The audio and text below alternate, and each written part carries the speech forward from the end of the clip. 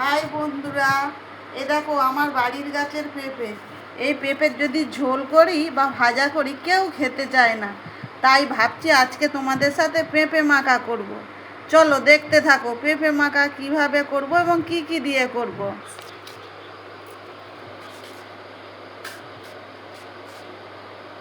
Guys দেখো, এই যে পেঁপে মাখা করব তার জন্য কি কি নিয়েছি দেখো। পেঁপে কুচিয়ে নিয়েছি, শসা কুচিয়ে নিয়েছি, এটা পেঁয়াজ কুচি, এটা ছোলা ভিজানো, এটা কাঁচা লঙ্কা, এটা গন্ধরাজ লেবু। এইবারে দেখো আমরা কিভাবে এই পেঁপেটা মাখা করব। একটা বড় জায়গা নিই, বড় জায়গার মধ্যে সব কিছু দিতে থাকি।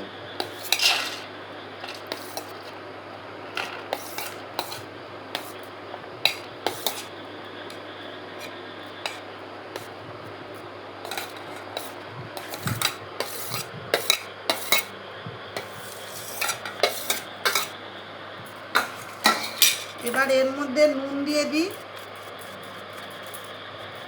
একটু সর্ষের তেল দেবো অল্প করে,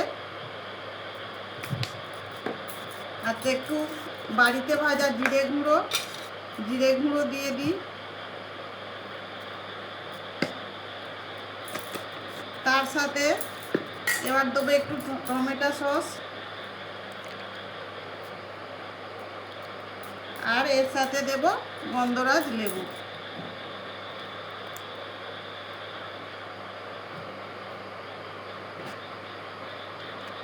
এবার এটাকে ভালো করে মাখাতে থাকবো।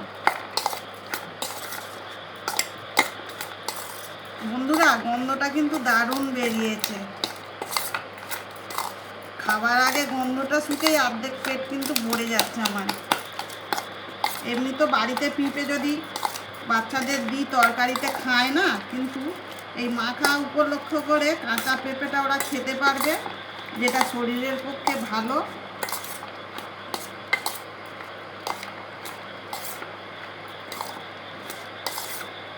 দেখো মাখাটা কেমন সুন্দর লাগছে।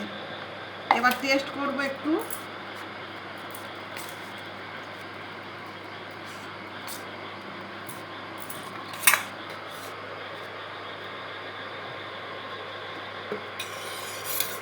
বন্ধু, খুব সুন্দর খেতে হয়েছে। তোমরা যদি একবার খেয়ে দেখো না, এরকম মাখা করে বাড়িতে বাচ্চাদের দাও, তাহলে পিঁপে খাওয়াতে পারবে।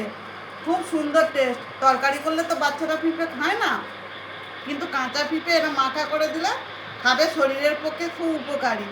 আর আমার ভিডিওটা কেমন হলো তোমরা একটু দেখে বলো, কমেন্ট করো, লাইক আর সাবস্ক্রাইব একটা প্লিজ।